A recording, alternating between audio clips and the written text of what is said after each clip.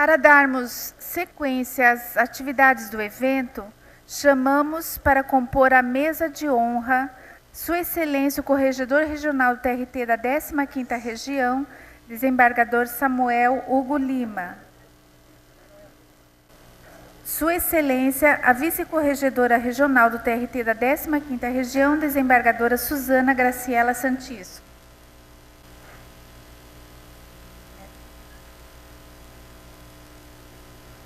A desembargadora Vice-Corregedora Regional TRT da 15ª Região, doutora Suzana Graciela Santisso, apresentará a palestrante desta tarde.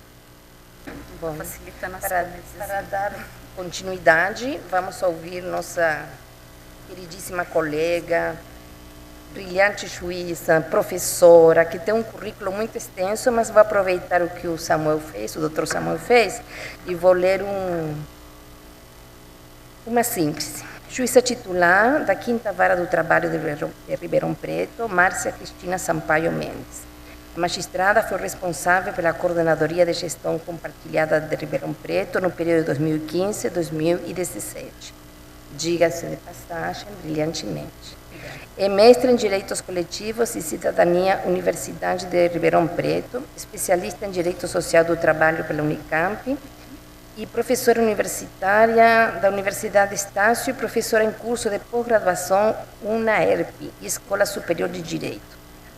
Então, a nossa juíza convidada vai falar sobre, deixa aí que eu perdi a cor, impactos da reforma trabalhista nos procedimentos de secretaria da Vara do Trabalho. Então, à vontade, o microfone é seu. Boa tarde a todos. Eu quero agradecer imensamente a confiança que o tribunal deposita em mim. Quero dizer que nesse exato momento eu estou um pouco arrependida. Quando vejo que o doutor Samuel está ali na minha frente, e quando eu fico sabendo que tem vários desembargadores de outros tribunais, eu fico pensando que talvez tivesse sido mais sensato ficar fazendo 15 audiências lá na 5ª Vara. Eu tenho estudado sobre a reforma trabalhista já faz uns 8 meses. A boa notícia é que quem vem falar com vocês esses 30, 40 minutos não improvisou o que vai falar, eu estudei durante algum tempo. A má notícia é que, mesmo assim, eu tenho mais dúvidas do que certezas em relação à reforma. Então, sem querer alarmá-los, nós estamos diante da maior modificação no marco regulatório das relações trabalhistas desde a entrada em vigor da CLT em 1943. Pronto. Eu tenho falado sobre a reforma trabalhista em várias faculdades, para colegas em Ribeirão Preto. No início de outubro, eu falei para os servidores da circunscrição inteira. Cada vez que eu falo, eu percebo que sempre tem alguma coisa para a gente pensar, sempre tem alguma coisa para entender a intenção do legislador reformista.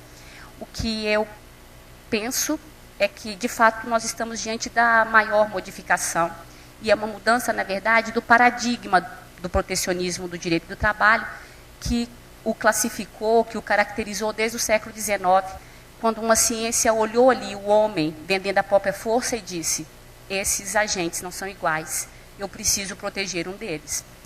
É a primeira vez que, de maneira contundente, concatenada, planejada, o direito do trabalho abandona esse protecionismo tão indisfarçável que caracterizou durante todos esses anos.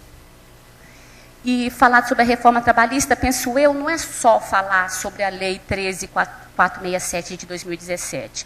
A reforma trabalhista, na verdade, condensa uma série de atos, de iniciativas, de alterações legislativas que vão para além da Lei 13.467. Qual que é a característica dessa coordenada atuação legislativa? A maior parte deles restringir direitos trabalhistas, ainda que a declarada intenção seja de modernização. A reforma, para mim, é o desenrolar de um eterno combate, de um eterno embate e conflito que sempre acompanhou o direito do trabalho. nós precisamos diuturnamente justificar por que o ramo científico ao qual nos dedicamos é parcial em relação a um dos agentes contratuais. E, às vezes, nunca me ressenti desse sentimento, mas, às vezes, eu tive professores do direito do trabalho na faculdade que escondiam sermos protecionistas. Penso que melhor do que isso é nós justificarmos o porquê. E por que nós somos o direito do trabalho protecionista? Porque nós somos o primeiro, embora não único, ramo científico que, olhando ali aquela relação assimétrica, resolveu tomar partido de um dos dois. Tomou partido a partir da caracterização, da verificação que um daqueles agentes, chamado hipossuficiente, só tinha força do trabalho para vender e o outro tinha todo o meio de produção. Fazendo um recorte histórico muito grande, um avanço histórico muito grande, a normatização da nossa legislação trabalhista, a consolidação nasce em 1943 com a CLT. Também não é verdade, e sugiro que a gente enfrente essa discussão, não é verdade que a CLT tem 70 anos e, portanto, é muito velha e ultrapassada. Mais de 85% da CLT já foi objeto de modificação. Significa dizer que não padece de necessidade nenhuma de ser modificada? Claro que sim. É muito difícil para uma professora na graduação explicar para os alunos o que é um mecanógrafo. Hoje lecionei na graduação e dando sobre jornada de trabalho, proteção e duração da jornada, explicar o que é BIP, o que é pager. Claro que a CLT precisa ser modernizada. Claro que ela padece de tecnia. Claro que ela poderia prever mais a execução, prever mais o processo. Claro que ela podia nos desgarrar do processo civil, já que a gente reconhece que nós partimos de pressupostos diferentes, que nossos agentes são diferentes, mas o mecanógrafo com a reforma continua lá, o BIP continua lá, os plantões continuam lá.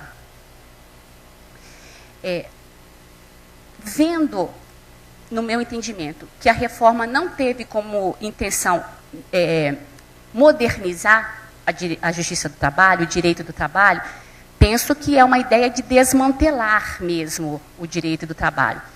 Talvez a nossa solução, servidores, parceiros que somos, juízes e servidores e desembargadores, parceiro que somos, talvez a solução para não voltarmos para dentro do Código Civil, de onde nos desgarramos no século XIX, talvez a solução seja nós lermos a reforma trabalhista compatibilizando-a com os princípios constitucionais que são aplicáveis ao direito do trabalho. Por exemplo, o princípio do não retrocesso social. É um princípio que os direitos humanos consagraram no mundo inteiro e que nascem da perspectiva, da percepção de que há algumas violações que qualquer leigo, olhando, considera aqui, nesse campo de ultraje, a gente não pode voltar mais. Eu ilustro sempre com o que aconteceu com os judeus na Europa nazista, da Grande Guerra. Quando nós abrimos os campos de concentração e vimos aquele tanto de gente, igual a gente, morto de fome, os direitos humanos falou, aqui, nesse ponto, a gente não pode chegar mais. Direitos humanos é só daqui para cima, só daqui para frente, só daqui para melhor. Se eu considero que direito do trabalho faz parte de direitos humanos, para menos eu não posso vir.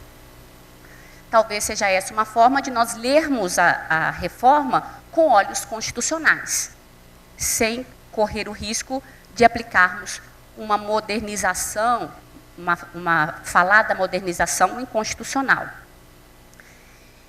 E eu comecei dizendo que são várias iniciativas, né, que não é só a lei da reforma trabalhista, da reforma da CLT.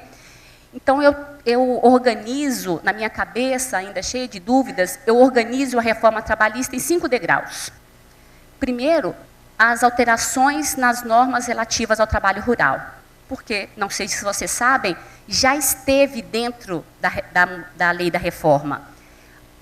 Acabar com a lei do rural e trazê-la para dentro da CLT já esteve no primeiro projeto do atual governo para a modificação da CLT. Ela foi tirada e foi uma estratégia, porque manter do jeito que ela foi proposta dificultaria a aprovação daquela forma que foi feita.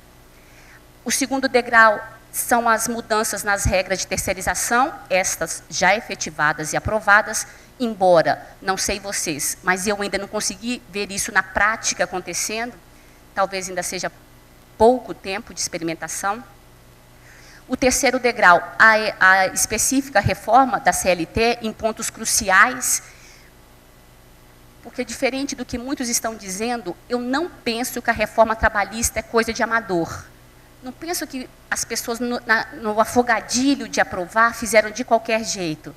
Eu vou tentar mostrar o que é possível mostrar nesse período de 45 minutos, que foi uma coisa muito bem pensada, amarrando pontos cruciais. O quarto degrau, a reforma da Previdência, que hoje saiu o calendário para ser aprovado no Parlamento. E a última é acabar, ou pelo fragilizar, a Justiça do Trabalho. Qual vai ser o fronte de combate da inconstitucionalidade da reforma? A Justiça do Trabalho. Porque os sindicatos não foram para as ruas, os sindicatos não combateram a reforma. Não sei por quê, embora desconfie. Mas os trabalhadores não estão organizados para combater a reforma. Então, quem é que saiu, quem é que foi para Brasília aprovar enunciados contra a constitucionalidade da reforma? A Justiça do Trabalho. Então, para isso tudo dar certo, só vai acontecer de dar certo se a Justiça do Trabalho ficar fragilizada. E daí os ataques que nós estamos recebendo nos últimos dias, chegando ao ponto de ser discutido uma PEC de extinção da Justiça. Rapidamente, todos esses degraus. O primeiro foi retirada do projeto da reforma a mudança sobre o trabalhador rural. O que esse projeto, que tem o número 6442 de 2016, por que ele tem esse número? Porque saiu de dentro do projeto da reforma original.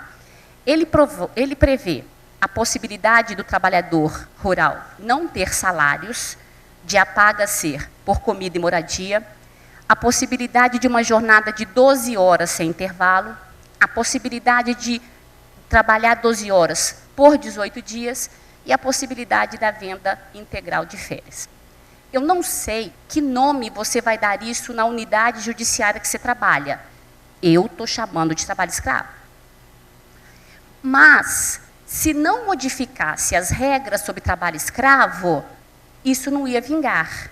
Por isso não é feito para amadores. Daí, eu preciso acabar com o fronte de combate. Daí, em maio de 2015, foi declarado o Nilson Leitão, que é o relator do projeto do trabalhador rural, falou, nós tiramos porque vai ficar mais palatável sem essa questão do trabalho, da analogia ao trabalho escravo. Não sou eu que estou achando que foi assim. O Nilson Leitão declarou que seria, e assim foi. É possível que você, na sua unidade, conversando com o seu gestor, porque quando eu vou falar para servidores, eu sempre digo isso. Eu estou dizendo as minhas dúvidas, as minhas inquietudes, mas você vai precisar conversar isso com o seu gestor, né? Quem sou eu para dizer como é que vai funcionar a vara de cravinhos? Até porque ela é minha amiga, mais forte do que eu, brava demais. Então, a Arilda vai ter que conversar com os colegas, com os servidores. Então, as minhas inquietações, vocês vão conversar com o seu gestor. Penso eu que o projeto do trabalhador rural, da reforma da lei do rural, é inconstitucional. Fere o princípio da dignidade da pessoa humana. E fere o caput do artigo 7º, que fala do princípio do não retrocesso. São direitos dos trabalhadores urbanos e rurais, dentre outros, que visem a melhoria. Não está a piora, está a melhoria. Penso que talvez o enfrentamento desse projeto do rural, que me parece ser um retorno ao trabalho análogo a escravo, talvez o fundamento seja este. Esse projeto está lá no Congresso, ainda não está pautado, porque era preciso fazer um último alinhavada, que era modificar o conceito de trabalho escravo. Não é coisa de amadores. Se esse projeto sai com o trabalho escravo, com o conceito do artigo 149 do Código Penal, não ia vingar. Qualquer estudante de direito ia classificar esse cortador de cana lá de Ribeirão Preto como trabalho análogo a escravo. Então, o que precisava fazer? Mudar. o conceito de trabalho escravo. A portaria veio a 1129 e exclui a definição de trabalho escravo, segundo o Ministério Público do Trabalho, quase 90% das inspeções que fazem. Vai sobrar um pouquinho, entre 8% e 10%, do jeito que está sendo feito. Todo mundo reagiu, todo mundo que escuta o projeto, que sabe dele, reagiu. Reagiu a ONU, reagiu o Ministério Público do Trabalho, reagiu a Procuradora da República, reagiu a Pastoral da Terra, reagiram o ministro do TST. Vindo para cá, eu ouvi, não sei se confirma, que foi conseguida uma liminar de suspensão, né? A Rosa Weber concedeu, então, a liminar. Quando eu vejo uma coisa assim, eu fico, ops, não estou ficando louca, né? Então, não é mania de perseguição. Eu preparei aí, e eu vou disponibilizar o slide para quem quiser, uma comparação de como é o conceito de trabalho escravo antes da portaria e como é depois. Mas eu quis ilustrar. Isso, pela portaria, não vai ser trabalho escravo. É colorido, né? Isso vai ser. Então, a dificuldade só vai passar o trabalho escravo sem entraves se eu mudar o conceito. Por isso, não é coisa de amadores. Esse é o primeiro degrau. O segundo degrau, que já passou por nós, foi a universalização da terceirização. O fim, na minha opinião, da relação jurídica clássica. O fim do vínculo direto entre quem toma o trabalho e quem presta o trabalho. O fim dessa relação de proximidade e que, para mim, gera uma grande precarização das relações empregatícias. Ainda que esta não tenha sido a declarada intenção, mas eu faço 12 audiências por dia. Por dia, cerca de 6 a 7 são terceirizações que a terceirizada não vem mais. Ela simplesmente acaba. Porque o que uma empresa terceirizada precisa ter? Um celular. Ela não precisa ter sede, ela não precisa ter arquivo, ela não precisa ter máquina, ela não precisa ter ninguém, porque ela precisa ter alguém para organizar tudo, pode ser na nuvem, pode ser numa planilha do Excel, ela não precisa ter sede. Ela existe hoje, amanhã ela fecha e o empregado fica sem verbas decisórias. 1/3 da minha pauta, todos os dias, é revelia de terceirizada e é o tomador de serviço dizendo, puxa vida, mas fiz tudo lícito, a Justiça do Trabalho ainda vai condenar? O terceiro degrau, então, para mim, é a universalização da lei de terceirização, que é objeto de ação direta de inconstitucionalidade.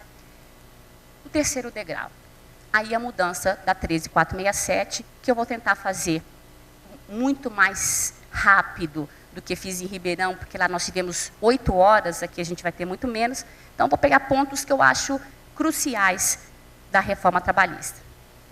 E o quarto é a fragilização. Se nós não formos taxados de justicinha, de pequenos, de parciais, de atécnicos, nós vamos reagir. Porque enquanto eles acusam ou tentam extinguir a Justiça do Trabalho, o que nós estamos fazendo? Tentando sobreviver. E aí, enquanto tentamos sobreviver, nós vamos até pensando em aplicar menos a inconstitucionalidade da reforma. Então, o Maílson da Nóbrega foi, em 2016, dizendo, pensa bem, se a reforma vingar mesmo, para que vai ter Justiça do Trabalho? Porque eu estou reaproximando o direito do trabalho do direito civil, é isso que o artigo 8º faz. Mas não é nova essa intenção. Quem tem um pouco mais de tempo de Justiça do Trabalho já viveu outras ondas de extinção da Justiça do Trabalho. É a mesma intenção desde sempre. Eu computei desde 1999, mas é um embate que vem desde o século XIX. Nunca se conseguiu conviver nós com a nossa matriz civilista, com a nossa história civilista, do fetiche da igualdade de contratantes, nós nunca conseguimos entender bem como é que uma justiça protege mais um do que outro. Por que eu não concedo às partes a autonomia da vontade privada? Foi todos os séculos atrás. Mas eu quero te mostrar que o atual parlamento já fez outras ondas e a gente teve que reagir. Em 1999, o relator da reforma do judiciário da época propôs nossa extinção, expressamente. Deu no que deu. Nós encampamos mais competência, mas a ideia da reforma, em 1999, foi da nossa extinção.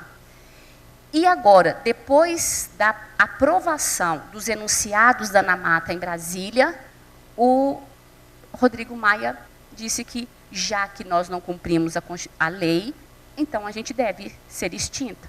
Mas tranquilizem-se, nós vamos ir para a justiça comum, só não vai existir depois da gente. Ele falou na reportagem. Pode ficar tranquilo. Costumo dizer que tem coisas boas na reforma trabalhista. Não consegui achar muitas, mas tem coisas boas.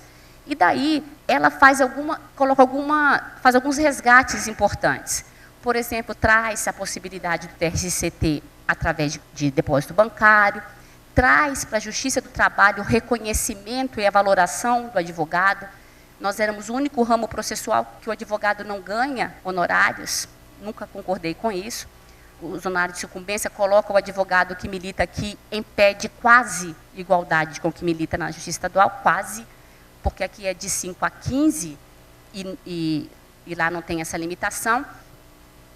Penso que toda a argumentação do excesso de processo, do excesso de ações, do acosso processual que verifica-se na Justiça do Trabalho, seria resolvido com a definição de litigância de má-fé e relacionando condutas que poderiam ser reprimidas pelo uso indevido do direito de ação. Bastaria isso, se o argumento fosse de fato esse.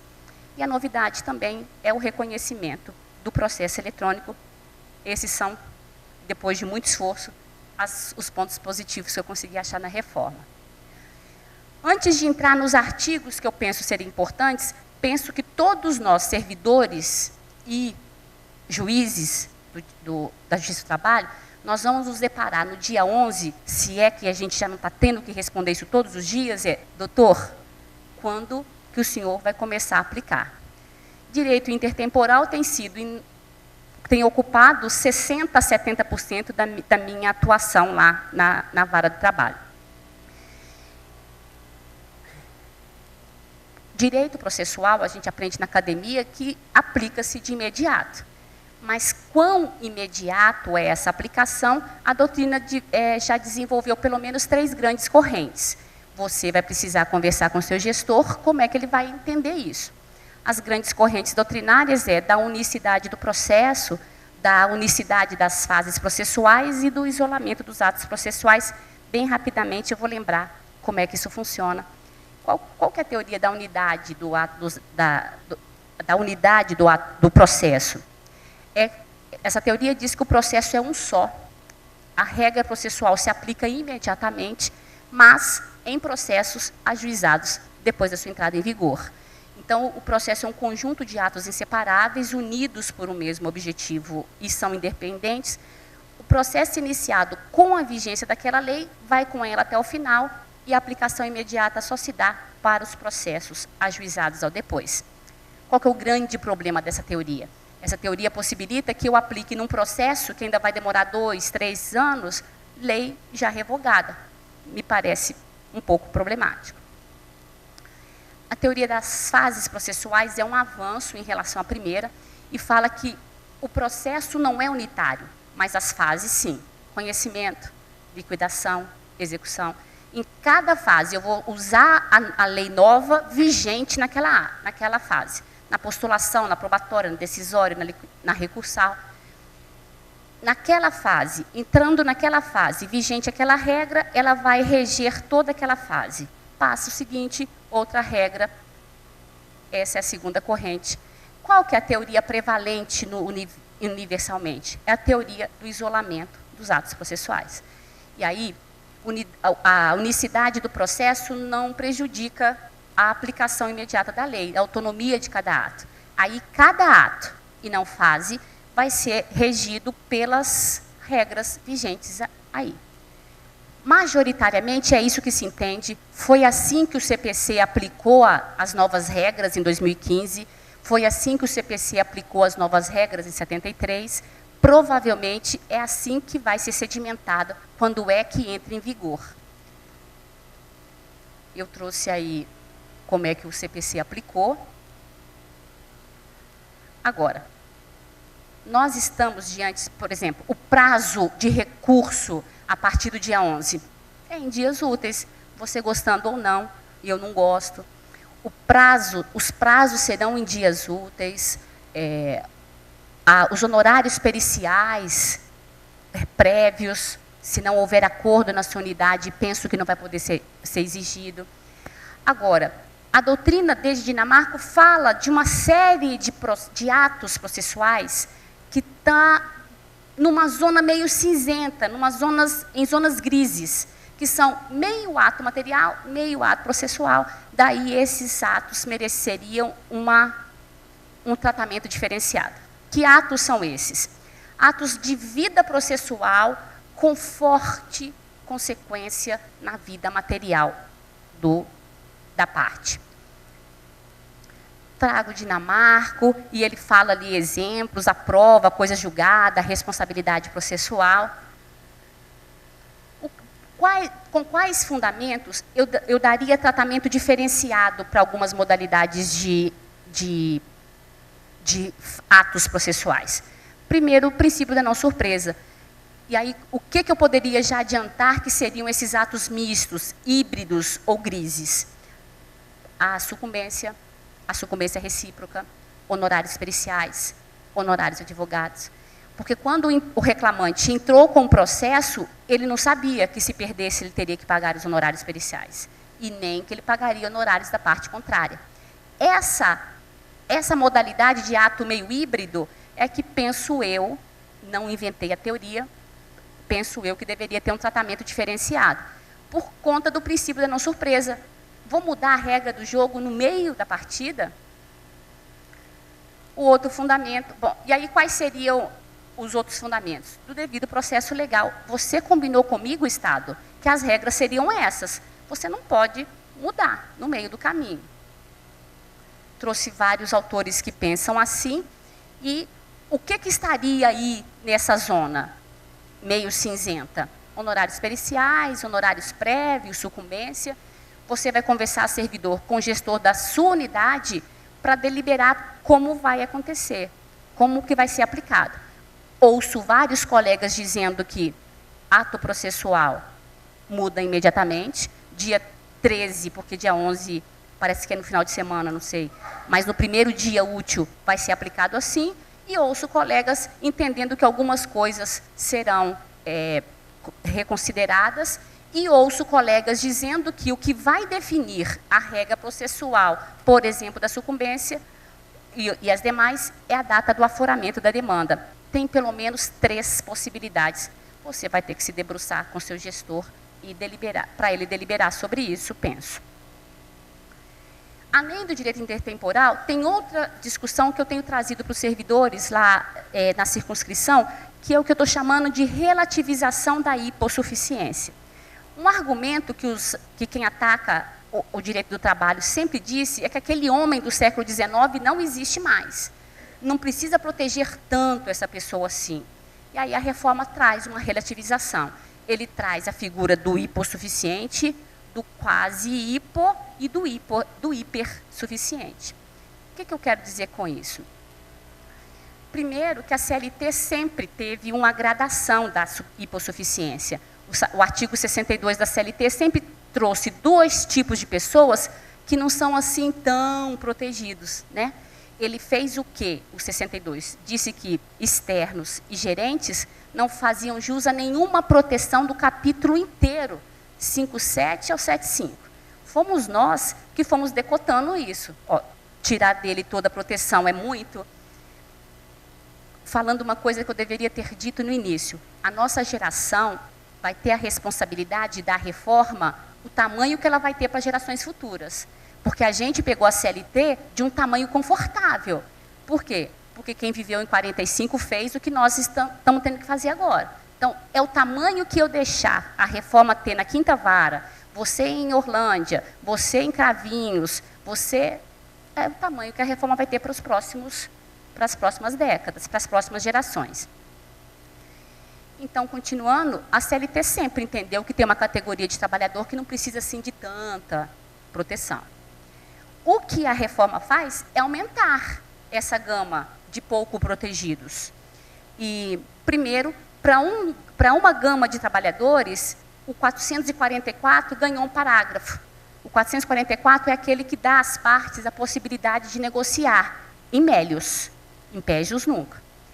Agora, o 444, que mantém o caput, ganha um parágrafo único. E dependendo da pessoa, vai poder negociar em pégios. Quem? Aquela pessoa que for portador de diploma de curso superior e que ganhe 2 vezes o RGPS. Então, além do externo, além do cargo de gestão, agora tem o letrado com 2 vezes o RGPS. O que esse sujeito pode fazer? Qual que é a relativização da hipossuficiência dele? Que ele pode ir lá no 611A e fazer aquele rol de 15 renúncias ou transações. Quem ganha menos do que 2 RGPS e quem não tem curso superior, não pode. E aí cria uma figura esquisita. O Neymar é o jogador mais caro do mundo. Ele ganha 2 vezes mais que o jogador mais caro do mundo ganhava antes dele, mas não tem curso superior. E ele não vai poder negociar o 611. Ele é mais protegido que o cara que ganha 10 mil reais no Banco Santander, por exemplo. A outra hipótese de relativização da hipossuficiência está lá no 507A, que nós vamos ter que conversar sobre isso. O 507A traz a arbitragem, que historicamente o direito do trabalho só admitia no coletivo, está no 114, parágrafo 2º. No coletivo, tudo bem. Por quê? Porque lá não tem subordinação, lá são agentes coletivos.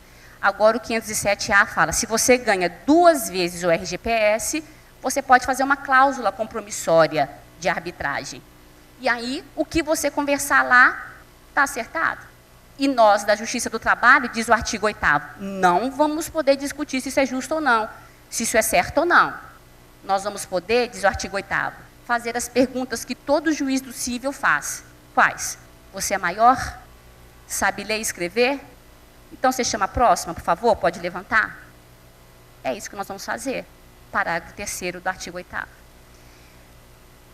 A lei, o artigo 507A fala na lei 9.307. Talvez, conversando com seu gestor, talvez uma saída seja pegar o primeiro artigo dessa lei, que fala ali, tratando-se de direitos disponíveis.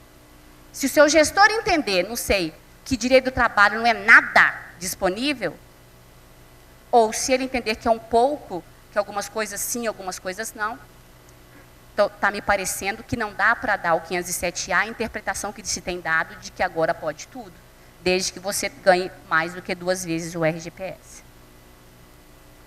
Agora vamos ponto a ponto, pensei nessas 2 questões preliminares, o que dá tempo de falar, que eu penso que é mais relevante. Primeiro, o artigo 2º, parágrafo 2º, aí está a redação da CLT, a gente já conhece, e o que a reforma faz? A reforma tira dos operadores do direito a ferramenta da presunção de que quando tem identidade de sócios, é grupo econômico. A gente não faz assim? Cria uma presunção? E aí, quem não quer ser atingido por essa presunção, prova o contrário. A reforma, no parágrafo 3º, tira essa presunção. Costumo dizer que podia ser pior, porque o primeiro projeto falava que o grupo econômico precisava ter uma efetiva subordinação. Isso saiu do texto final. Mas agora, eu preciso provar. E aí, quando tem um colegiado assim, eu peço ajuda. Depois eu vou deixar meu e-mail. Se alguém conseguir entender o que eu não entendi, eu não consegui, confesso, entendeu? Qual que é a diferença de interesse integrado e efetiva comunhão de interesse? Para mim, pareceu pleonasmo. Mas penso que o legislador reformista quis tanto deixar claro que ele repetiu a mesma expressão 2 vezes.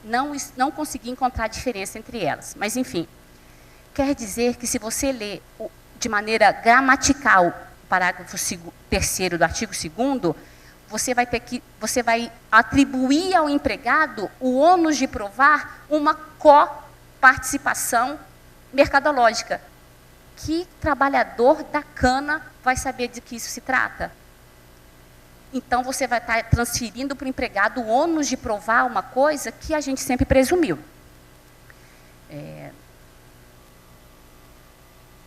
O artigo 4º também faz uma modificação relevante, porque o artigo 4º, na CLT clássica, coloca o critério geral do taxímetro da jornada, né, que é estando no centro da prestação dos serviços, aguardando ou executando ordens, é jornada. E aí, se acaba a energia elétrica, é jornada. Se acaba a matéria-prima, é jornada. E agora, a redação nova coloca várias questões que você está no centro da prestação de serviços e não vai ser considerada jornada de trabalho, flexibiliza o critério geral da fixação do que eu chamo de taxímetro da jornada. Algumas coisas sobrou em acerto, penso, outras não. E a minha maior preocupação é o empregador que tem todo o poder transmudar, fazer parecer que são práticas de lazer, quando na verdade não são, que são descanso, quando na verdade não são. Aí estão todas as possibilidades que o artigo 4º reformista tira da integração da jornada de trabalho. Se você me perguntasse o que foi de pior na reforma trabalhista, eu lhe diria o artigo 8º. Porque o artigo 8º é um exemplo para o mundo comparado, para o direito comparado. Porque, para você explicar isso para o aluno da graduação, eu falo assim, olha, o caput do artigo 8º fala para o operador de direito, se vira, mas encontra uma solução justa. Não importa onde você vai buscar na lei, no contrato, na jurisprudência, na logia. Você tem que parar para respirar, porque é muita alternativa. Na equidade, nos princípios, nas normas do direito do trabalho. E no direito civil, quando que você vai pegar? Quando houver compatibilidade e silêncio. O caput continua, mas a necessidade de compatibilidade acabou com o artigo 8º. Tudo bem.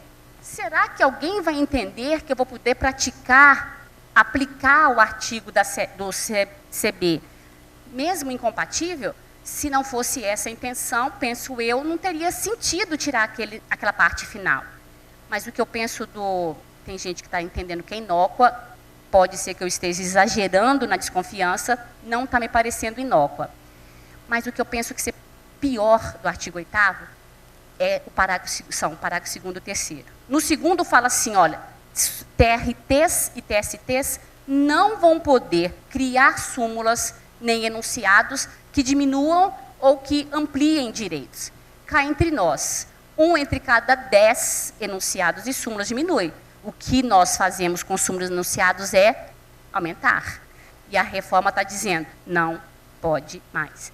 E lá na frente, quando fala da uniformização da jurisprudência, ele cria quórums e formalidades que dificultam demais. A ideia é impedir súmulas e OJs e dizer para o direito do trabalho, só analise a questão formal.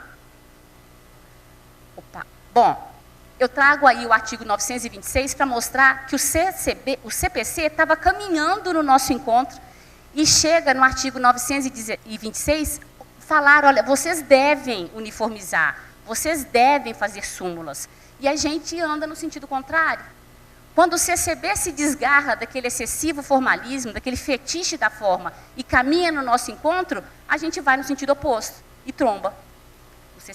O CPC fala, os tribunais devem, a CLT fala, não podem mais. E o parágrafo 3º? O parágrafo 3º diz que quando você recebeu um acordo ou convenção coletiva, você só pode fazer as 3 perguntas clássicas. É maior? Sabe ler e escrever? Assinou isso aí? Então chama a próxima, que eu tenho outras audiências para fazer. Abrindo um parêntese rápido, porque eu não consigo deixar de dar esse exemplo. A minha melhor amiga é juíza do cível lá pertinho de Ribeirão. E toda terça-feira a gente toma café junto. Então, quando dá 4h30, meu WhatsApp começa. Ela começa, acabou? Eu falo, N. Ela, acabou? Eu, N. Acabou? Ela começa a pipocar, porque a audiência dela ela faz 10 em 1 hora. E ela me perguntou assim um dia, mas que raio, você demora tanto fazendo audiência? Eu falo, eu pergunto se o cara leu. Se faz acordo, eu pergunto, você está ciente que você não vai poder nunca mais reclamar contra essa empresa? Você está ciente disso? Ela fala, larga a mão de ser tonta. O cara é maior, sabe ler e escrever, toca, vem tomar café, está esfriando. É isso que o reformista vai fazer de nós. Eu vou tomar café mais cedo com a Dani. Bom, só vou poder analisar os requisitos do artigo 104 do CCB. mais nada.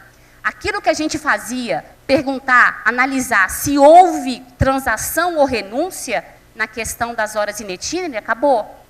Aquilo que do PDV eu vou ver, olha, foi composição ou foi renúncia? Foi despojamento unilateral ou bilateral? Acabou. Fragiliza a justiça do trabalho, reduz o nosso papel de maneira acentuada. E aí, vários entendimentos dizendo que isso é inconstitucional. Dar ao juiz do trabalho ou não um mero carimbador de questões formais, não precisava nos pagar, não precisava fazer o concurso, não precisava ter essa estrutura toda, e no final das contas é isso mesmo que eles querem, me parece. Muda também a questão da sucessão de empresas, que tanto a ideia não foi modernizar, que a sucessão de empresa tem 2 artigos, no 10, aí você lê a CLT, no 448 também tem uma tecnia, 2 artigos, falando do mesmo instituto, isso não foi resolvido. Mas o caput do 43 mantém, agora define que quem vai responder é a empresa sucessora, a gente sempre fez. O que a gente não faz é excluir a responsabilidade da sucedida. Pode ter fraude ou não, mas se tiver dinheiro na sucedida, eu vou passar, vou deixar de executá-la? A reforma nos obriga a ir só na sucessora e faz uma... Bom, com relação ao sócio retirante, a reforma trabalhista fala que a responsabilidade do sócio retirante é subsidiária. E o CPC? O CPC fala que é solidário. Quer dizer, o CPC vem no nosso encontro, garantindo a execução, a gente fala, não quero sua companhia, tá bom desse jeito, fica sozinho aí. Quando que o sócio retirante... Bom, aí o ônus da prova da fraude do sócio retirante depois de 2 anos é do empregado. Não tem mais a presunção de que quem se beneficiou do serviço do empregado vai responder.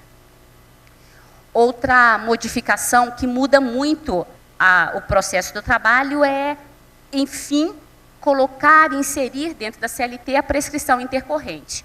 O artigo 11 teve uma modificação, a redação modificada, achei que obrou em acerto, porque aí revoga o inciso 1 e o inciso 2 e faz o caput prescrição para urbanos e rurais. Não fazia mais sentido aquela redação separada, refletia uma época que o trabalhador rural tinha outro regramento. Os parágrafos incorporam o entendimento já dominante das súmulas referentes.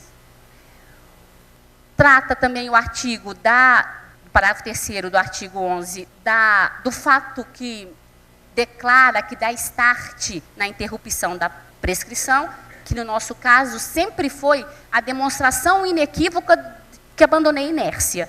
No nosso caso, basta, para interromper a prescrição, o ajuizamento da ação.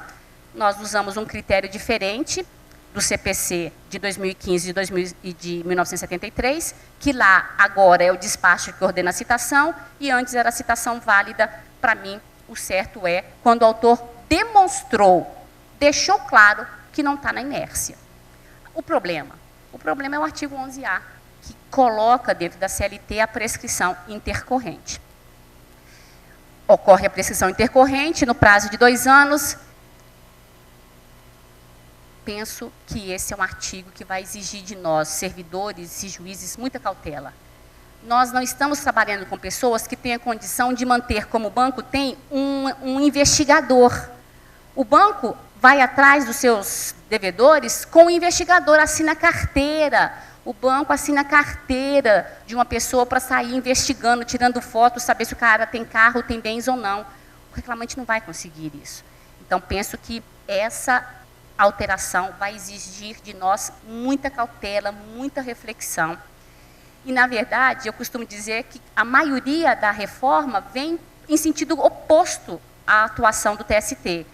Ele veio para fulminar o entendimento predominante do TST. Em 1963, o Supremo disse, cabe prescrição intercorrente na Justiça do Trabalho, em 63. 6 anos depois, o TST falou, não cabe. Quando o Código de Processo Civil falou, lá nas notas introdutórias, que seria aplicada à Justiça do Trabalho, também ao processo de trabalho, o TST, na IN 39, falou, a prescrição intercorrente não. Então, nós vínhamos reiterando, não adianta, nós não vamos aplicar a prescrição intercorrente. Qual que era o nosso fundamento? Que a nossa execução é de ofício. Não precisava alinhavar tudo, não é coisa de amadores? Acabou com a execução de ofício. O nosso argumento sempre foi, e eu trago aí alguns slides com o mesmo fundamento, que não dá para aplicar a prescrição intercorrente quando somos nós que temos obrigação de fazer a execução. Nesse sentido, Godinho, nesse sentido, vários outros autores, Alice Monteiro de Barros. Quem que é o grande autor que sempre defendeu a prescrição intercorrente? O Manuel Antônio Teixeira Filho. Agora, na obra dele mais recente, ele diz, não te falei que cabia. Uma modificação boa, uma multa relevante para a falta de assinatura da carteira de trabalho. Mas, a exemplo do que aconteceu com o empregado, também tem uma relativização da culpa. Lá tem relativização da hipossuficiência que da culpa. Se eu for um empregador menor, a multa é menor.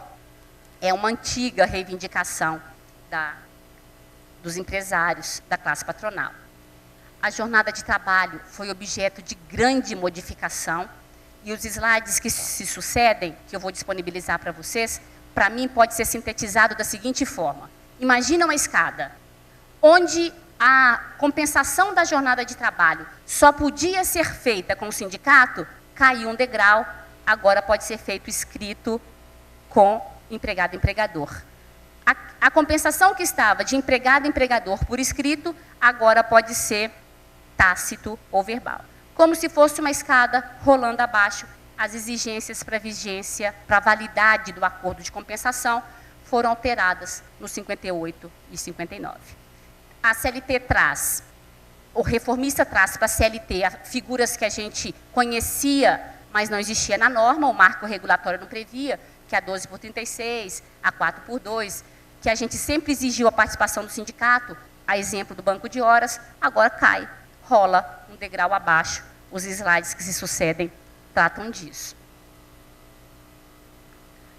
O 58 acaba com a jornada de percurso, o horário de percurso, e aí disse, para deixar redundante, para não deixar nenhuma margem para continuar aplicando, o tempo despendido até efetiva ocupação, não só no percurso, porque eu não sei aqui em Orlândia, não sei aqui em Campinas, mas em Orlândia e Ribeirão tem a situação que no ônibus da empresa até a portaria, e depois ainda tem a discussão da portaria até o posto, em algumas empresas.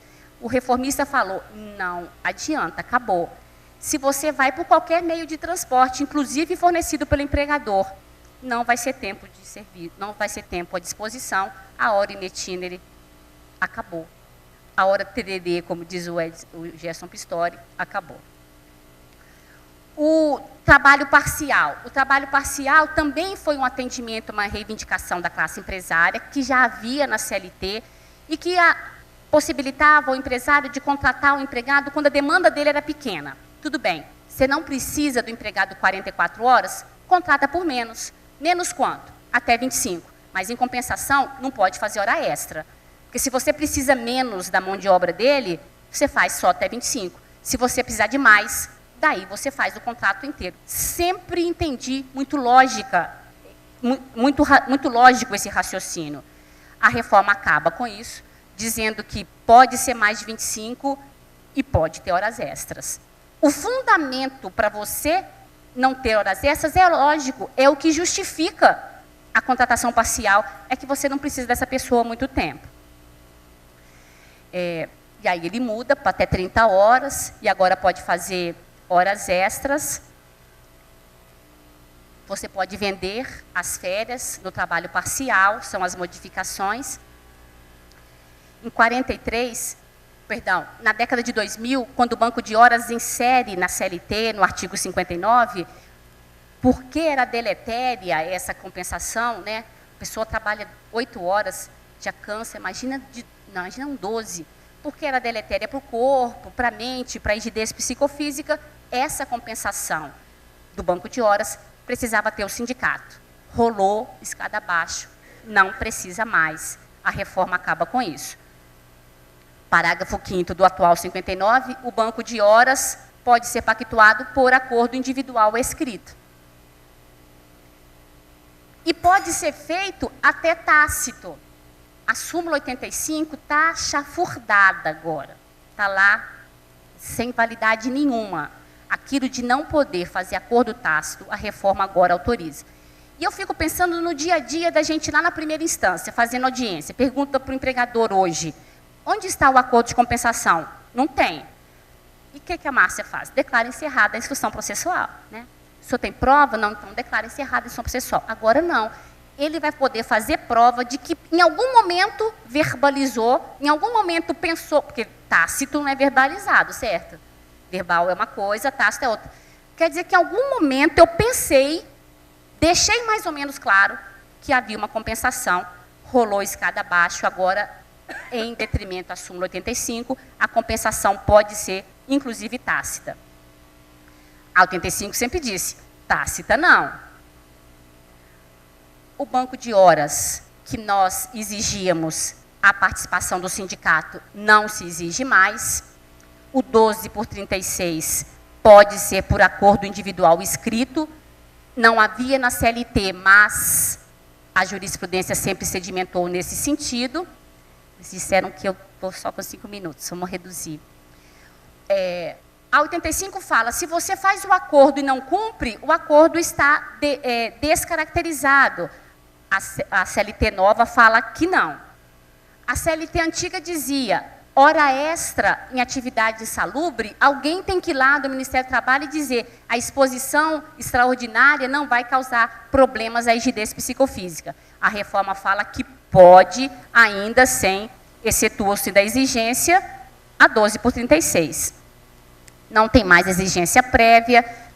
No caso do 61, que são aquelas horas extras por urgência, não preciso mais comunicar o sindicato, por força maior.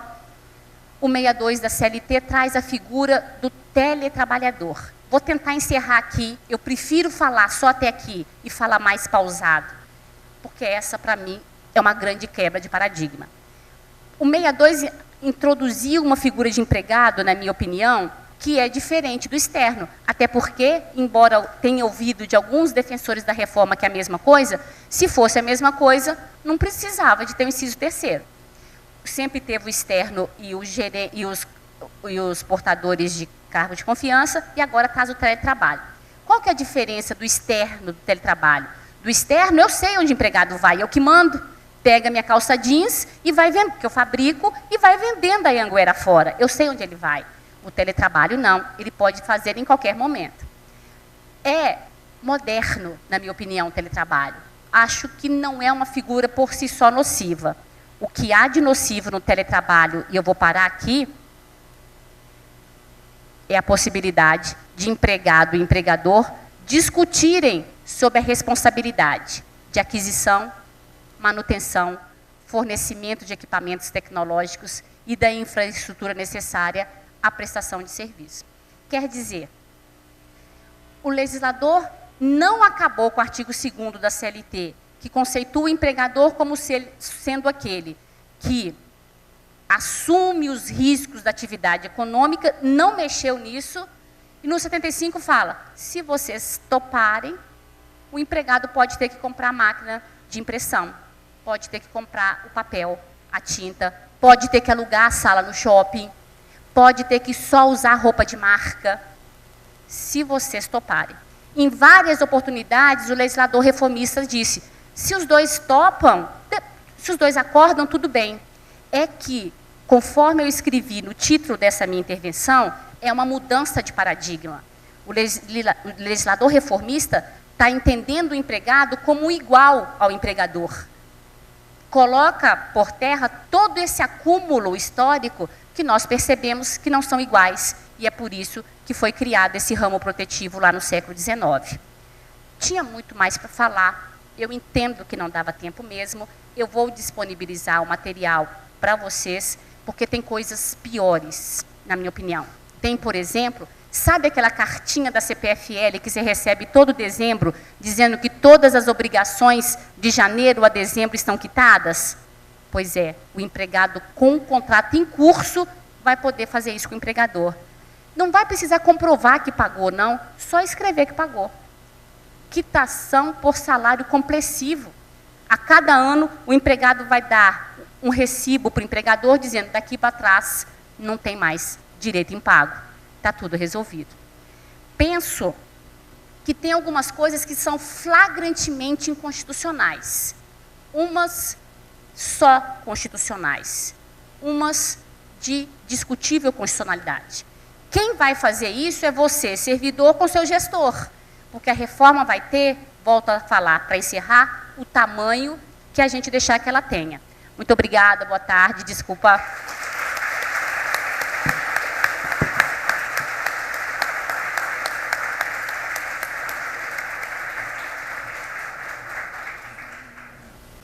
A vice-corregedora regional do TRT da 15ª Região, desembargadora Suzana Graciela Santisso, entregará a placa de agradecimento à doutora Márcia pela participação neste evento. Aproveito a oportunidade para agradecer à doutora Márcia tudo que ela falou e que vai servir só para a gente começar a estudar. Que temos um trabalho muito grande pela frente, com muita responsabilidade e com muito estudo. Cada um vai ter que pensar um pouquinho, claro. E todos lembrar das convenções coletivas, das convenções internacionais da OIT, ou seja, que fazem parte das nossas leis. Temos que cumprir a lei, mas temos que interpretar também.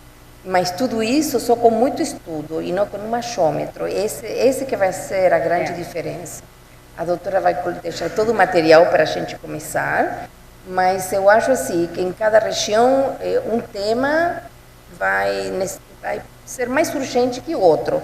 Então, vamos ter que começar, porque já em novembro já está aí, estudar os que sejam mais urgentes para cada região. E muito obrigada pela sua palestra, pela sua conferência. Isso daqui no agradecimento do tribunal. Muito obrigada. Pela sua participação. Muito obrigada.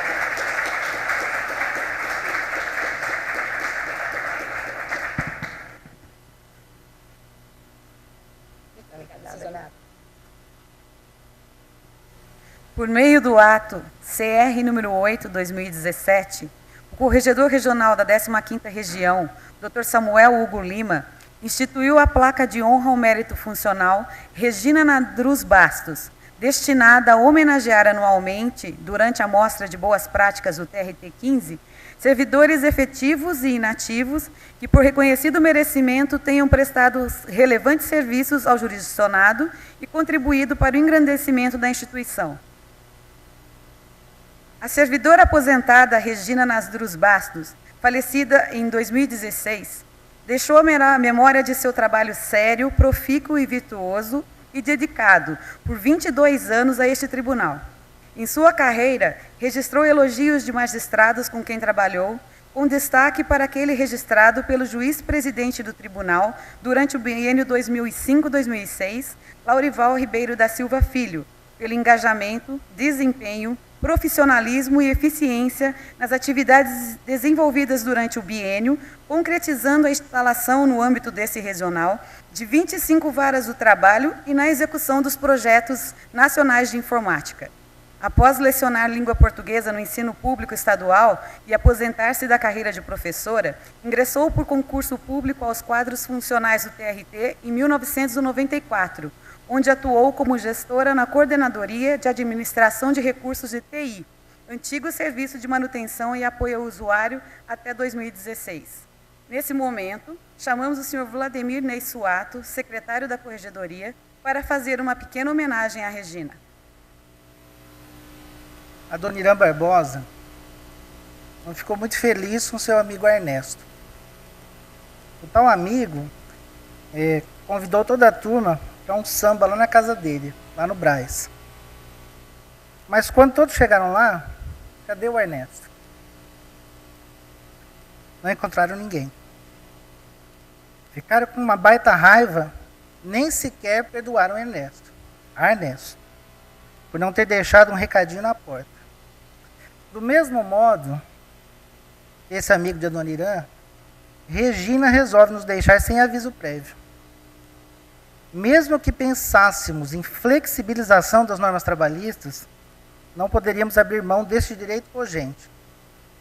Tanta coisa teria de lhe dizer se avisasse que nos deixaria.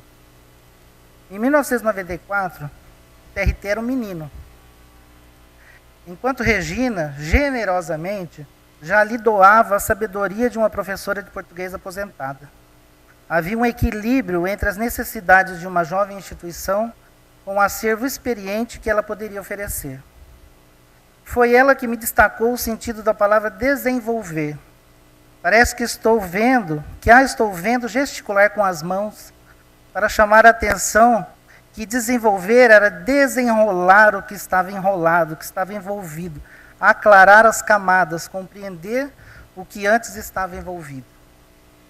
E foi assim, com Regina, que por muito tempo fomos desenvolvendo, talvez os sentimentos, os conhecimentos, os amadurecimentos. De repente estava ela à frente do chamado SMAL da TI, setor responsável pela infraestrutura tecnológica das unidades. Foi nessa função que passou a se tornar íntimas dos diretores de secretaria de primeira instância. Essa intimidade a legitimava, inclusive, a levar demandas para a corregedoria.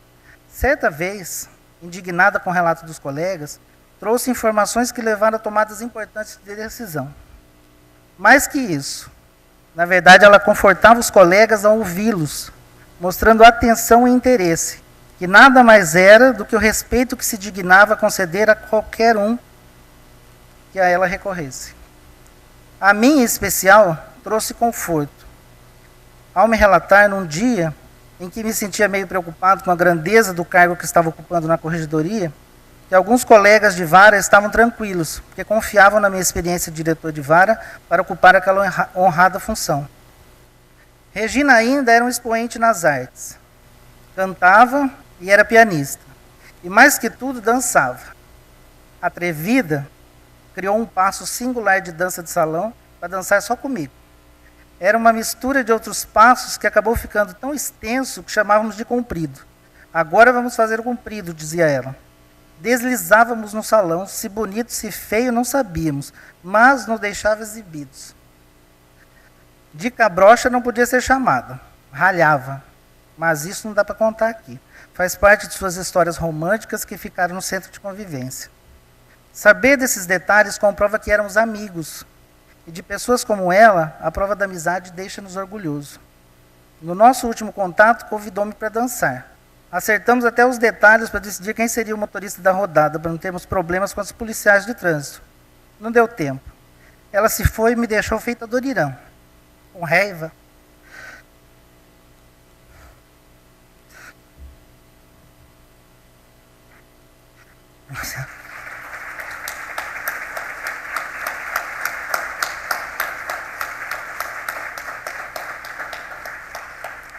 Você podia ir, Regina, mas deixasse um regadinho para a gente ter podido se despedir. Nos desse tempo de declarar a você todo o respeito pela sua amizade, competência e personalidade. Gostaríamos de pelo menos ter a oportunidade de ver sua risada forte e contida, quando se sentia satisfeita com a realidade. Já que não nos concedeu esse tempo, fizemos uma travessura. Neste dia, juntamos muitos diretores, colegas de setor, familiares, amigos e viemos aqui, mesmo sem você, declarar como foi importante a sua companhia em nossas trajetórias. Estávamos com raiva, mas nós aceita a desculpa pelo abandono e vamos fazer força para acreditar que nos encontraremos num outro momento de nossas energias vitais. O carinho e a compreensão generosa do Dr. Samuel, que em certo momento foi seu chefe da Regina, levou-o a instituir a placa de honra ao mérito funcional Regina nas Drus Bastos. A partir do exemplo profissional de Regina, criou-se a placa com o objetivo de reconhecer anualmente o trabalho dos demais colegas. Neste ano, com a sorte de ser a primeira a receber essa condecoração, chamaremos uma profissional que há anos, por meio de sua competência e comprometimento, só faz enaltecer o grupo de diretores de secretaria. É com respeito e alegria que convida a diretora da primeira vara do trabalho de Ribeirão Preto, senhora Cláudia Valéria Lemes, para se juntar a nós e receber a singela homenagem da corregedoria. Assim como a Cláudia, convidamos seus amigos, familiares para que entrem no plenário para acompanhar o evento. E também o juiz titular daquela unidade, o Dr. Renato Henri Santana.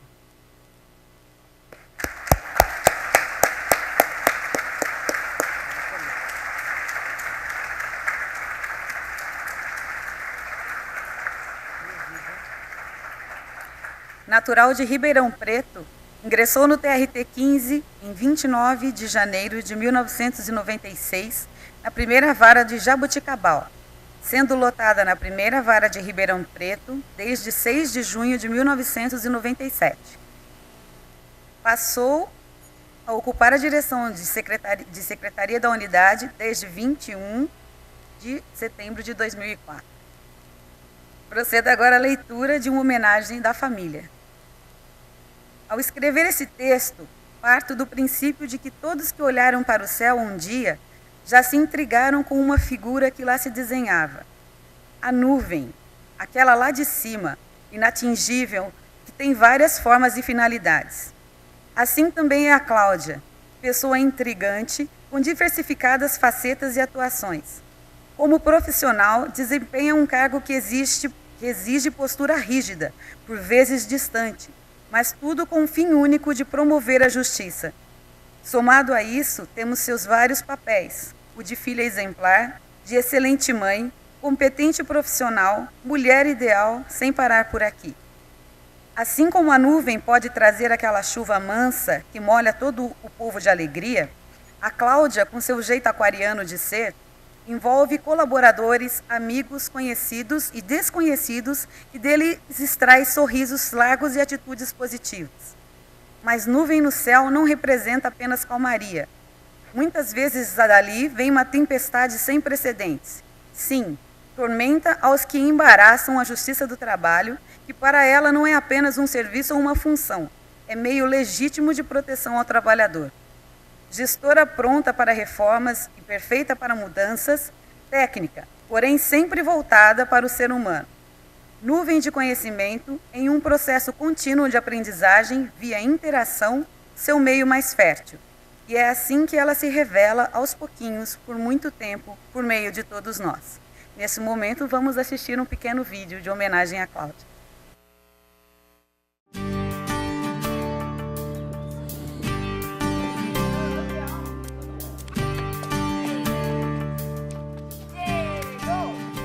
Jaboticabal, ela apareceu lá, andava de moto, motoqueira, né, uma moto, e causou uma boa impressão a primeira vez que eu a vi.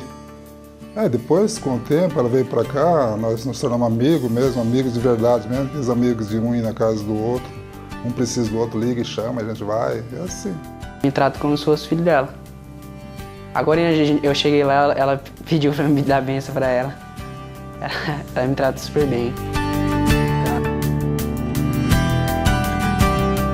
Em 2004, eu tive a honra de indicar a Cláudia para ser diretora da primeira vara e até hoje nós trabalhamos juntos. Além de trabalhar com ela, respeitar muito o trabalho dela, pela competência inquestionável que ela tem, eu me tornei amiga da Cláudia. Uma pessoa carinhosa, preocupada com a vida pessoal das pessoas.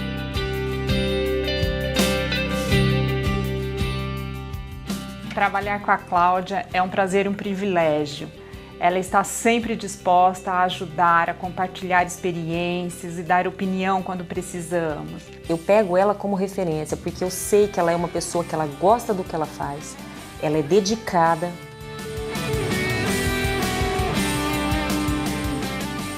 A situação que a gente tem de pouco servidor e ao mesmo tempo ela conseguir tirar o máximo de cada um com a perspicácia de chefia que ela tem. Então ela está sempre disponível para ir até o balcão, resolver os problemas dos advogados. Ela é generosa, ela não mede esforços para estar ajudando quem precisa.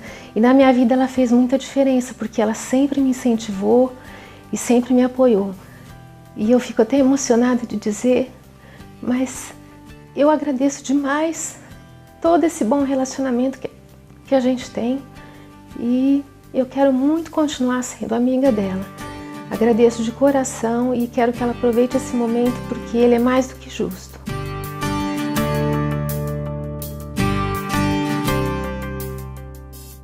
falar dela realmente é uma coisa muito boa. Ela merece essa homenagem que ela está recebendo. Ela é uma pessoa muito especial e eu fico muito feliz pelo reconhecimento que ela teve pelo tribunal. Eu quero parabenizá-la também pelo belo serviço que ela faz, que ela presta para todos nós, para o jurisdicionado. Me sinto muito feliz, penso que ela merecia esse reconhecimento, tantos anos dedicada à Justiça do Trabalho. Aquela escolha que eu fiz em 2004, eu tenho certeza que foi muito acertada. É uma família bem pequena, né? Basicamente monoparental. Eles tiveram um distanciamento com o pai já na infância, na tenra infância. E a mãe dela foi mãe, pai, o que foi necessário para eles, né? Para os 3 filhos. E isso traz a Cláudia uma carência muito grande, mas ao mesmo tempo a fortaleceu de uma forma absurda. Não cria traumas, mas sim força. Eu amo, que ela é a filha do meu coração e é meu porto seguro. Isso, eu tenho muito orgulho de ter ela como filha. Se fosse para eu ter outra filha, eu teria a mesma. Ela sempre quis ser mãe e ao final realizou, e é uma força que ela tem dentro dela e que qualquer um admira, né? Eu sou amigo dela mesmo e talvez fale até demais, mas é uma coisa que eu admiro muito, essa força de mulher que ela tem de realizar os sonhos dela. Foi um desafio, né? Não só legalmente falando, mas foi um desafio também em razão das nossas idades. E a legislação é muito estreita a respeito, o nosso tempo biológico também já tinha passado um pouco, né? Nós já estávamos no limite do que seria saudável para uma fertilização artificial e mesmo assim nós arriscamos e o resultado está aí, né? Um menino lindo, que é o Ian, nosso filho.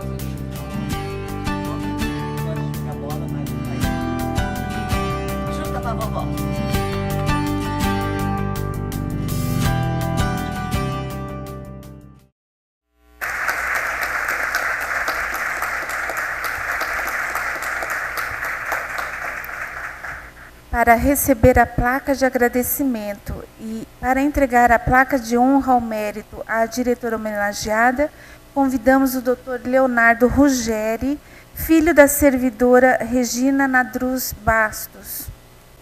Para entregar a placa de agradecimento à família da servidora ora homenageada na pessoa do seu filho Leonardo Ruggeri, chamamos Sua Excelência o Corregedor Regional do TRT da 15ª Região, desembargador Samuel Hugo Lima, e a vice-corregedora regional do TRT da 15ª Região, desembargadora Suzana Graciela Santisso.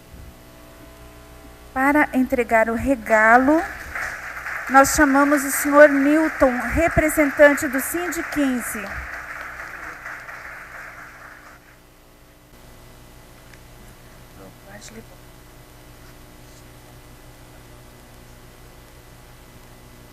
Concede-se a palavra ao Dr. Samuel Hugo Lima, corregedor regional da TRT da 15ª Região.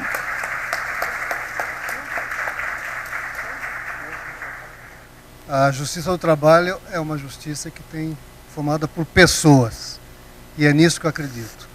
Nós, às vezes, ficamos preocupados com números, com metas, e esquecemos das pessoas. E essa homenagem aqui é o que a Corregedoria, que o Tribunal quer fazer para os servidores e juízes do Tribunal. É homenagear as pessoas que têm uma história, que têm um sacrifício pessoal, e eu tenho certeza que isso vai ajudar muito a gente a transpor esse período difícil de lutas. Muito obrigado. Viu?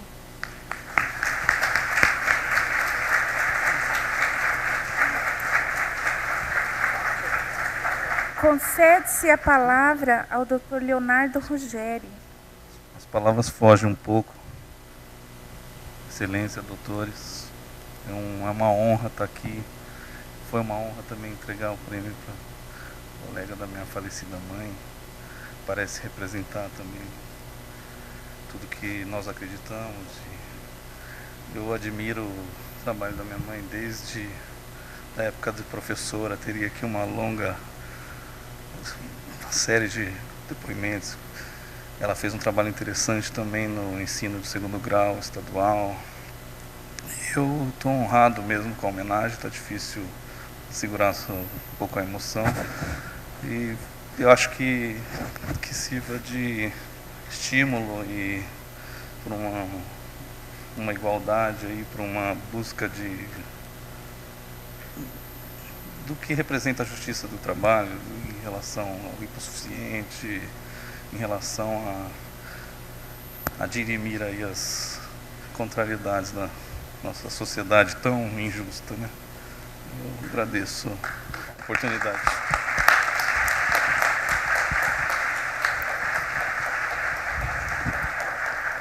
Concede-se a palavra ao Dr. Renato Henri Santana, juiz titular da primeira vara do trabalho de Ribeirão Preto. Boa tarde a todos. É uma honra estar aqui participando desse momento da Cláudia. Ela é tudo aquilo que o Vlad disse que é a servidora que deu o nome a essa homenagem. A Cláudia também é isso. Mas a Cláudia, acima de tudo, é a mãe do Ian. Esse menino é uma graça. E é meu afilhado. Muito obrigado.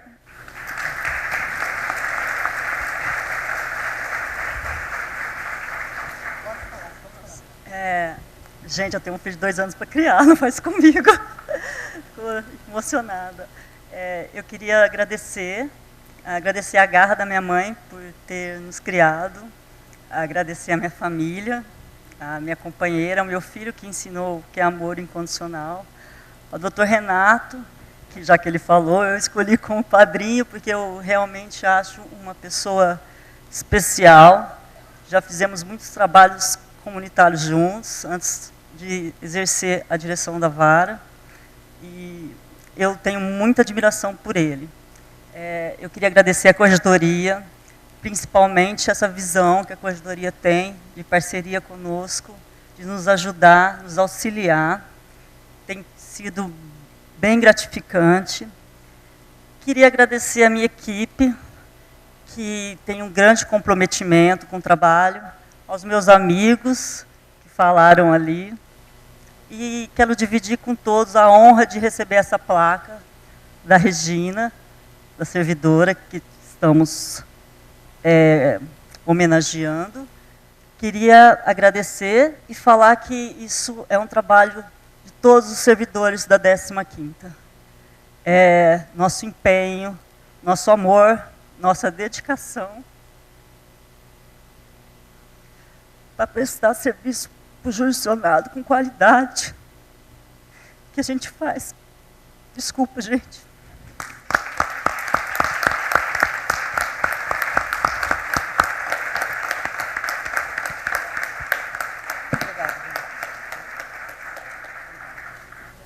A Corregedoria agradece a presença dos amigos de Regina e dos servidores que trabalharam com Regina nos outros setores da informática. Então, estamos todos alegres pela presença de todos que nos prestigiaram. Passaremos agora à condecoração das práticas. Neste ano, além das melhores práticas, será reconhecido o trabalho diferenciado de algumas unidades. Inicialmente, será condecorada por destacar-se com a maior evolução percentual no Índice Geral IG, nos últimos 12 meses no Mapeamento Global de Desempenho MGD, instituído pela Portaria CR 17 de 2014.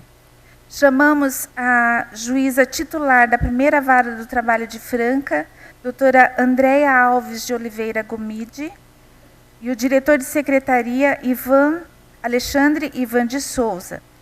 Para entregar a placa, nós chamamos a doutora Maria da Graça Bonança Barbosa, juíza auxiliar da Corregedoria.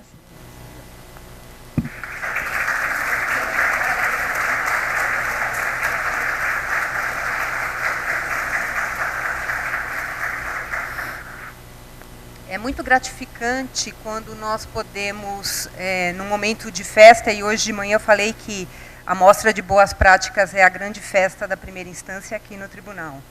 E é muito gratificante que nós possamos reconhecer o trabalho de juízes e servidores que juntos se unem para fazer o melhor que podem, e o melhor que podem entregar ao jurisdicionado e ao tribunal. Claro que teríamos inúmeras varas aqui, inúmeros servidores e juízes para contemplar e para homenagear.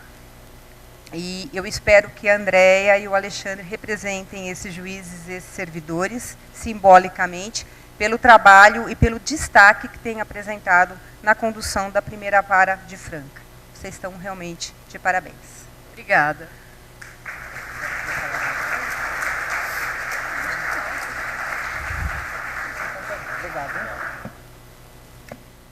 Seguindo esta mesma linha, será reconhecida a vara mais alinhada com as orientações da Corregedoria, dentre aquelas com melhores índices.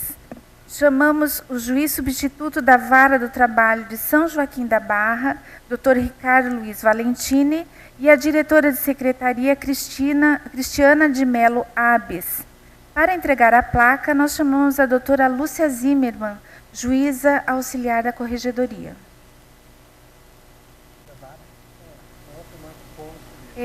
O servidor Marco Polo, da Vara de São Joaquim da Barra, também está convocado para comparecer aqui. E a servidora Juliana, da Vara de São Joaquim da Barra, por favor, venham aqui para também receber os cumprimentos.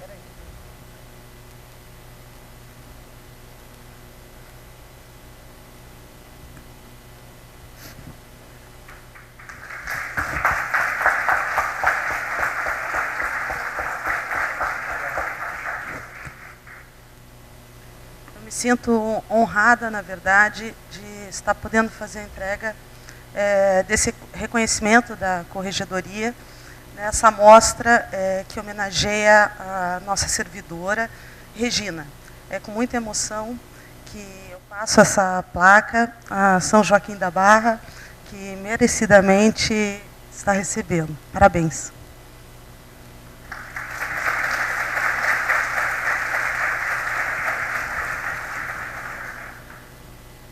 Com muita honra que eu estou aqui representando a Vara de São Joaquim, onde eu estou há 2 anos. E como o Dr. Samuel disse, o trabalho é feito de pessoas. E essa homenagem não é do juiz, mas é de todos os servidores e da equipe toda que colaborou para que fosse possível chegar a esse índice que aqui estamos. E como estamos em tempo de música, e como o U2 está passando aqui pelo Brasil, só posso dizer que it's a beautiful day. Obrigado.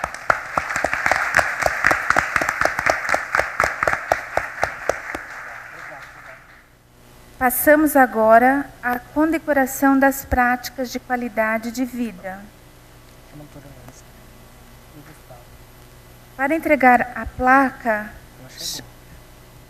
chamamos a diretora de Secretaria de Saúde do TRT da 15ª Região, doutora Heloísa Helena Mazon Záquia.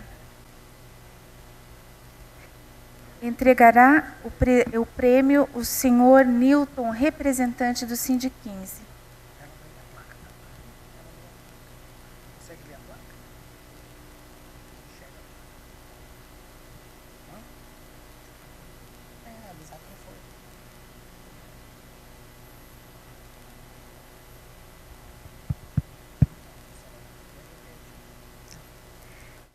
Boa tarde a todos.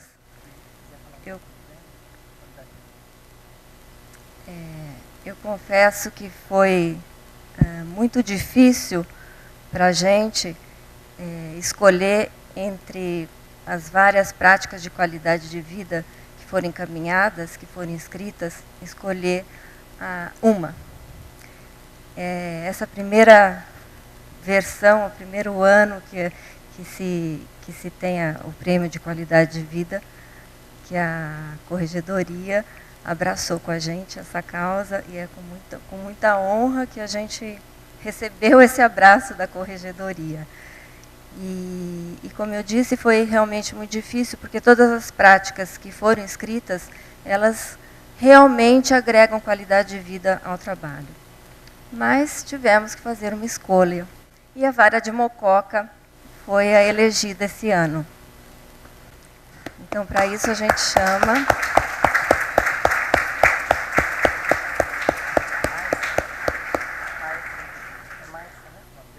Eu queria, então, fazer a entrega da placa.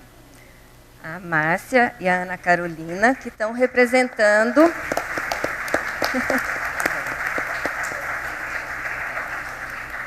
toda a equipe da Vara de Mococa, que foi a autora do prêmio, da prática, não é? E o que nos chamou muito a atenção para que a prática fosse escolhida foi que a equipe, em conjunto, conseguiu desenvolver um método para agregar à rotina de trabalho deles a recomendação já que o tribunal já faz a respeito das pausas de descanso durante a jornada de trabalho, que agrega muita qualidade de vida à unidade. E eles conseguiram mostrar que realmente é possível essa prática, apesar de uma rotina de trabalho bem pesada. Então, parabéns, vocês realmente representam o tribunal com muita honra.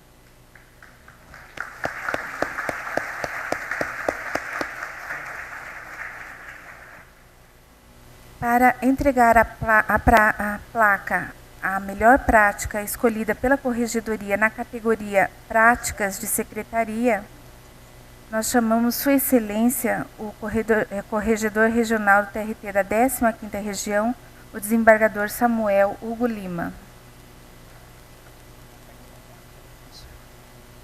O prêmio será entregue pelo Sr. Newton, representante do Sind 15.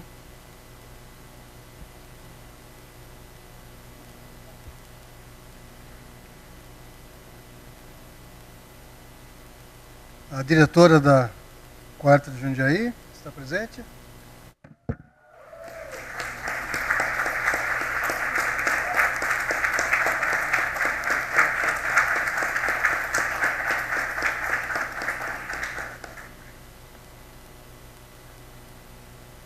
A placa diz: a Corregedoria Regional confere a Eliana Cordeiro Nassif Pereira, diretora da Secretaria da 4ª Vara do Trabalho de Jundiaí, e a equipe dessa unidade judiciária o título de melhor prática de procedimento de secretaria, inscrita na 6ª Mostra de Boas Práticas pela técnica de modelagem de gestão de processos. Uma abordagem prática. Parabéns.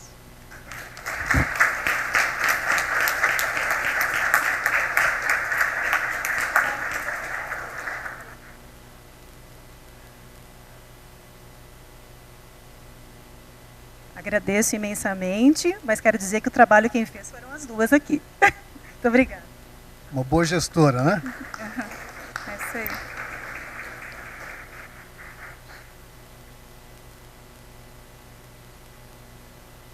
Para entregar a placa e o regalo à melhor prática escolhida pela Corregedoria na categoria Oficial de Justiça, nós chamamos Sua Excelência, a Vice-Corregedora Regional do TRT da 15ª Região, a desembargadora Suzana Graciela Santisso. Esse regalo foi oferecido pela ASOJAF, Associação dos Oficiais de Justiça.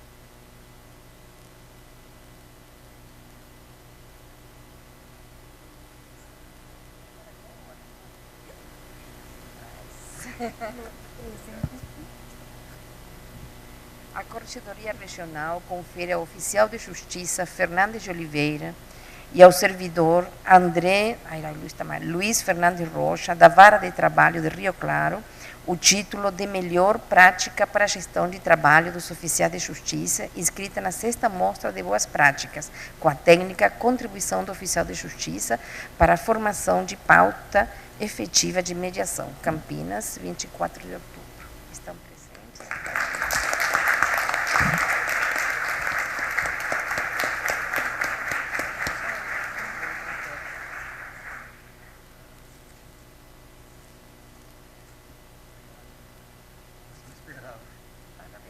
Obrigado. Surpresa boa, né?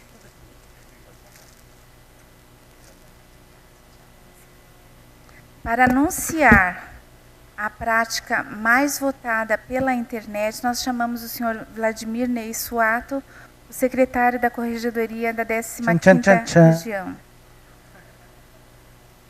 Cadê e a placa? Para entregar a placa, nós chamamos os desembargadores, o corregedor regional, Dr. Samuel Lima, e a doutora Suzana Santisso, para entregar a prática vencedora pela internet. Foram 491 votos válidos, porque nós tivemos muitas repetições de votos, mas só podia votar uma vez, tá?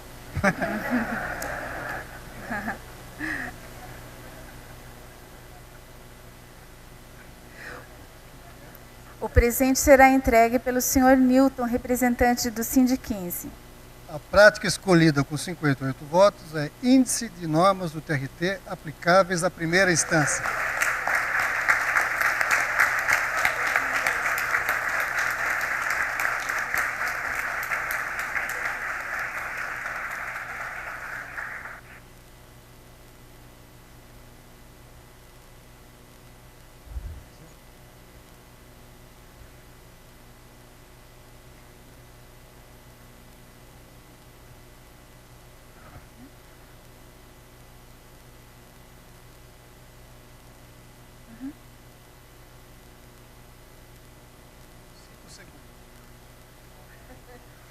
Um agradecimento é sempre muito grande a toda a instituição que permitiu que isso acontecesse, a Corregedoria, o evento é espetacular, é muito grandioso, é muito bom todos nós estarmos aqui. Todas as práticas foram excelentes, todas elas foram premiadas de certa forma, porque todas serão utilizadas pela Secretaria, sem dúvida alguma, e é um incentivo para que nós continuemos nos empenhando e criando novas formas, usando a nossa criatividade, fazendo com que a prestação seja cada vez mais célere, mais excelente. Obrigado.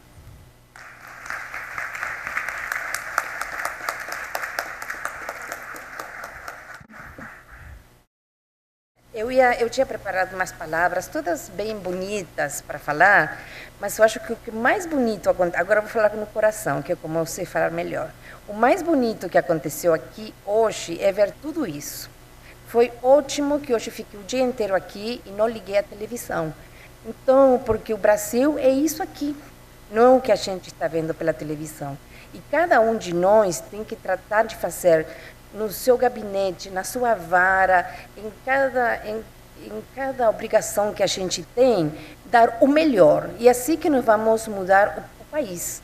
Então, fazer o melhor. Hoje foi emocionante, foi muito lindo, e a única coisa que eu vou fazer é agradecer os funcionários da Corregedoria, que quando nós passamos pelas varas em correção, andamos mostrando umas fotinhos para que o pessoal conheça e saibam que quando eles ligam para a Corregedoria, com quem que eles estão falando. Mas eu vou nomear, é rapidinho, só 2 segundos e passo a palavra para ele. Adriana Naricota, Adilson Sérgio Júnior, Ayrton Rocha, Candy Guimarães, Cláudia Araújo, Danilo Santos, Davi Portela, Denise Falavinha, nossa grande apresentadora, Silvia Gomes, Eduardo Sodré Júnior, Fábio de Souza Sanella, Fábio Merlim, as nossas estagiárias Gisela e Nicole Francisco, Leandro Caunuto, Nívia Pedrosa, Norton Berluft, Norton está por aí, a Rayana, o nosso Vladimir, que todo mundo conhece, e a Sueli e a Jaqueline, que são nossas assessoras de gabinete, que agora estão trabalhando na Corregedoria. Sim, o trabalho de todos eles, que a parte do trabalho normal da Corregedoria, se engajaram para fazer tudo isto, que quando sai tudo bem, parece fácil, mas é difícil. Além do mais, o pessoal do cerimonial, o pessoal da mídia, o pessoal todo do tribunal que auxiliou a gente. Então, eu fui numa correção e quando nós passamos um PowerPoint, uma funcionária falou para mim que em 2014 tinha um grande número de arquivamento, ela levantou a mão e falou assim para mim: doutora, posso falar? Esse número é graças a mim, que durante 2 meses decidi trabalhar 1 hora a mais, porque esse arquivo estava me incomodando. Então, palmas para mim, ela falou, e nós fizemos todos palmas para ela. Então, agora, palmas para todos nós, ou seja, funcionários e juízes que trabalhamos com problemas de orçamento, com problemas de falta de funcionário, com problemas de aposentadorias, com todos os problemas, mas nós conseguimos. Por isso que falam que o brasileiro tem muita criatividade, não? E aqui está que o melhor operário do mundo, não é? Então nós também somos os melhores do mundo. E agora passo as palavras para o Dr. Samuel, que fala bonito. Não, falo não. Eu, na infância, estudei violão clássico e toda vez que chegava uma visita, meu pai me chamava para tocar o violão para a visita, e o que era gostoso era ver meu pai orgulhoso, né? Ver o filho tocando o violão para a visita. E eu estou me sentindo assim hoje, aqui na presença dos colegas corregedores de outras regiões, secretários, eu me sinto assim. Eu me sinto orgulhoso de ter esse pessoal da secretaria que cuidou desse evento com tanto cuidado, e um orgulho tremendo desses servidores da 15ª Região. Vocês deixam a administração do tribunal muito orgulhosa. Vocês fazem um trabalho excepcional. Eu sei que nesse período em que se massacra a justiça, se massacra tudo, a tendência às vezes é desanimar. Mas saibam que nós temos muito orgulho de vocês. E o tribunal é feito por pessoas, por juízes abnegados, por servidores abnegados, e eu tenho certeza que nós vamos passar por esse temporal e vamos sair melhor do outro lado. Muito obrigado, parabéns pelo evento, e com dor no coração declaro encerrado esse evento. Muito obrigado.